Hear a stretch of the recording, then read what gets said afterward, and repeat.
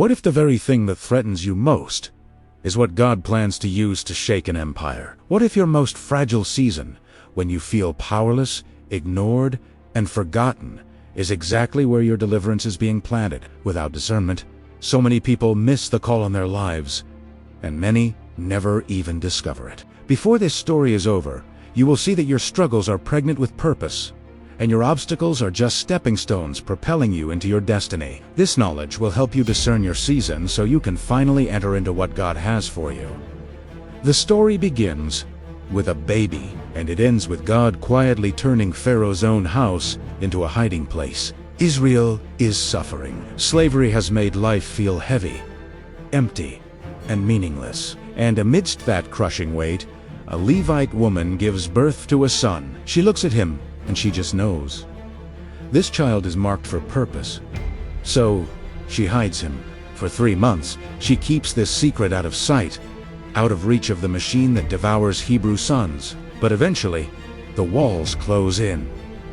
The danger grows. The hiding place becomes unsafe. Here's the strange truth about faith. Trusting God doesn't always lead you to play it safe. It leads you to release the person you love into His hands, even when that looks incredibly dangerous. So she weaves a basket. She coats it with tar and pitch, like sealing a tiny ark.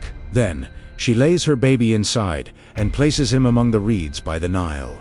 Can you imagine how this mother feels, watching her infant carried away on the water, away from her love and her care? She couldn't bear to watch. His sister follows the basket from a distance, close enough to hope, but far enough to survive. And then, the problem collides with purpose. Pharaoh's daughter comes down to the river to bathe. She sees the basket, sends a servant to get it, and the lid opens. It's a crying Hebrew baby, and in a moment designed by God, she feels compassion. "This is one of the Hebrew babies," she says. God can open doors of mercy anywhere, even inside the very system that's trying to break you. Before the moment passes, Moses' sister steps forward with bold wisdom. "Shall I go get a Hebrew woman to nurse the baby for you?" "Yes," the princess says, and the girl runs and returns with the baby's own mother. Think about that. Pharaoh's household is now paying a Hebrew mother to raise the very child Pharaoh tried to erase, the child of destiny. My friend, this same God is still writing your own story. The child grows, and in time, his mother brings him back. Pharaoh's daughter adopts him as her own and names him Moses. "Because I drew him out of the water," she said, "not just from a river, but from death, from obscurity, from the sentence hanging over his people." Years pass. Moses grows up inside the opulence of the palace, but he cannot ignore the cries of his people outside. When a calling rests on your life, you cannot stay comfortable when the status quo is evil. That's the unease you feel when others don't. You were set apart for more. One day, Moses goes out to where his people are laboring and sees their burdens up close. He witnesses an Egyptian beating a Hebrew. He looks to the left. He looks right.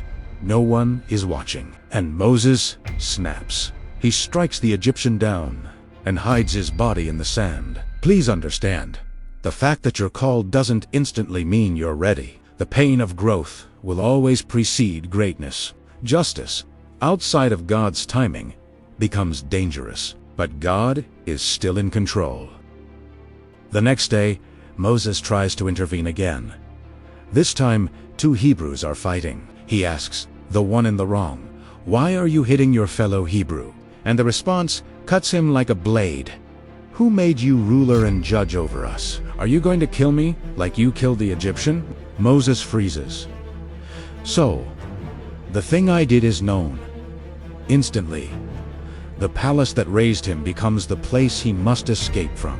Pharaoh hears, and Pharaoh wants him dead. The man drawn out of water is now driven into a wilderness. God will move you from your comfort zone to shape you for your calling.